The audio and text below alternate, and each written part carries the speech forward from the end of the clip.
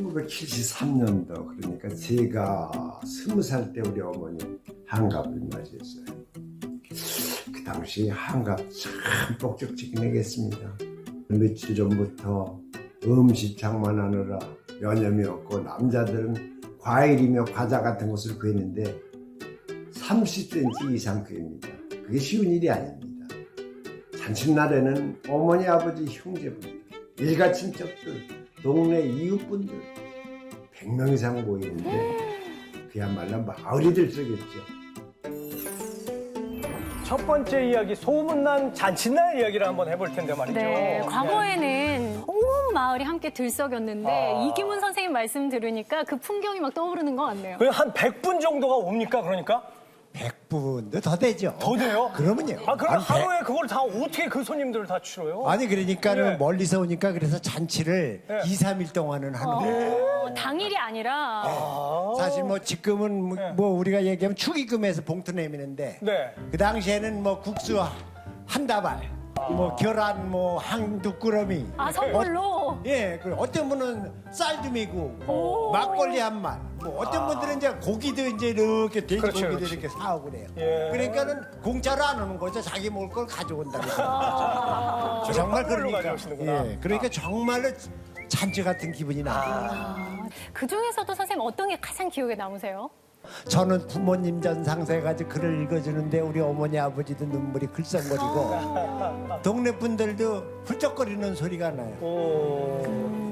지금도 가끔가다 그 사진 보면 눈물이 나고 그 추억이 그립습니다.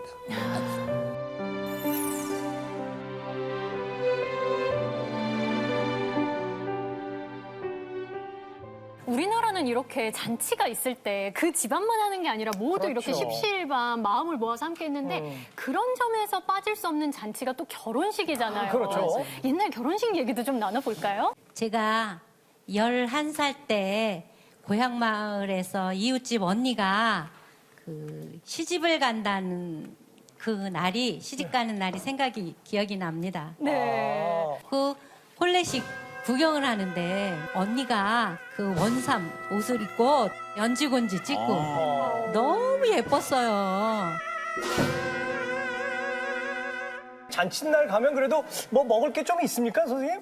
그것보다는 예. 그 잔치상 위에 올라왔던 토종닭을 보자기에다 싸서 올려놨는데 눈을 딱 이렇게 하면서 그 있던 모습이 지금도 너무 그때 당시 너무 신기했어요.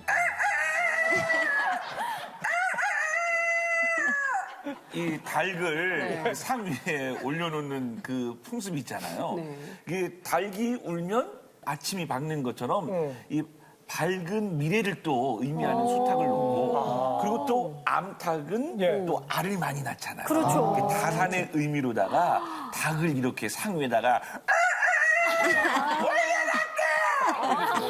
그랬고요. 하여튼 간에 평온하게 잘 결혼식은 진행이 됐습니까? 예, 그랬는데 그 잔치 끝나고 저희는 집에 돌아와서 밤중에 잠을 자고 있는데 예. 갑자기 우리 집 대문이 끽 소리가 나면서 열리는 거예요. 그러면서 마당에서 무슨 인기척, 사람 인기척이 들려요. 어머니하고 할머니가 문을 열어보시더니 네. 깜짝 놀라시는 거예요. 왜요? 혼례식 올렸던 시집간 언니가 한복을 입고 무슨 정말 귀신처럼 서 있는 거예요. 어머나, 한밤중에?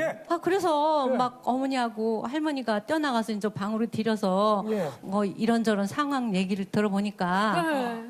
신랑이 무서워서 도망을 쳤대요.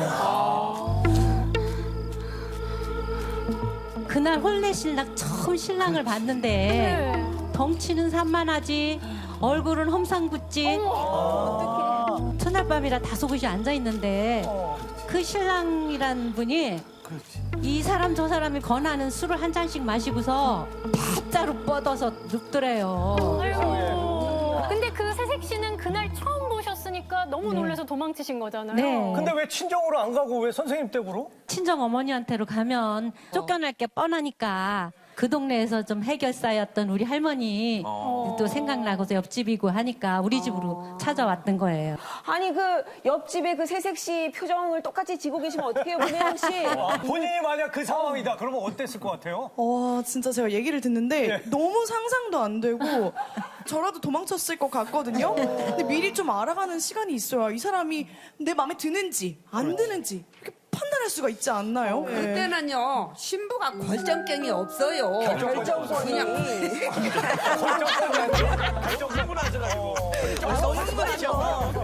그냥 부모님이 날 받아주면 그날 돌아오면 그냥 하는 거예요.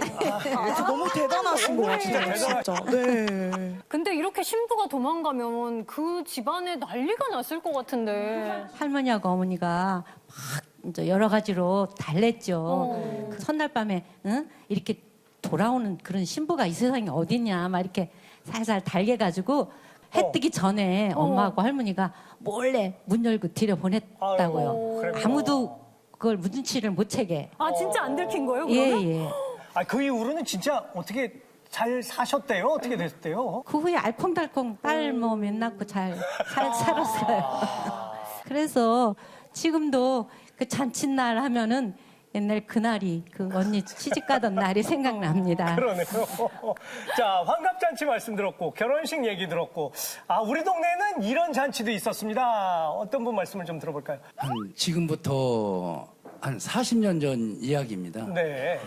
동네 어르신들이 예. 이렇게 놀이개를 이렇게 해서 타서 놀이를 가는 그런 그 날이었었죠.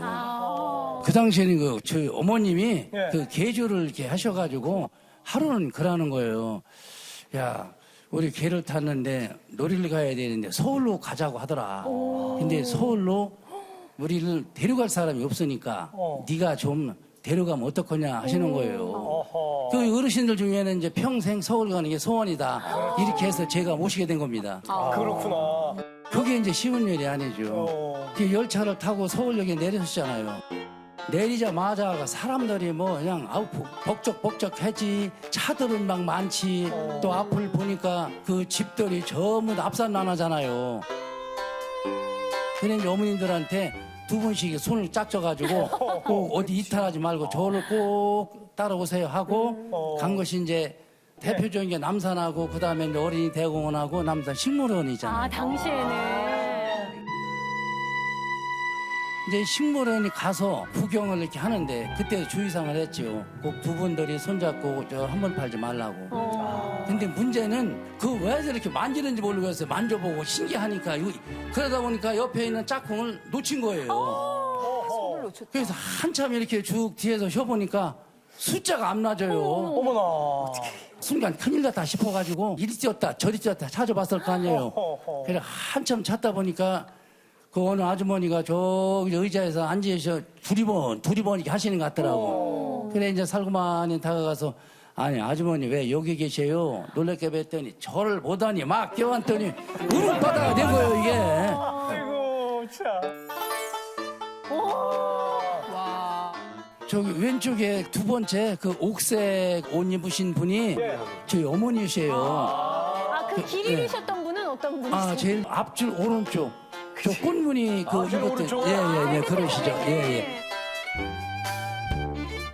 아니, 보통은 이런 기념사진 찍으면 다 활짝 웃고 계신데 다들 경직되셨어요. 아 그 정도만 나와도 잘 나온 거예요. 그 상황에서는. 그래 이제 뒷정리를 해서 이거 내려오야 되잖아요.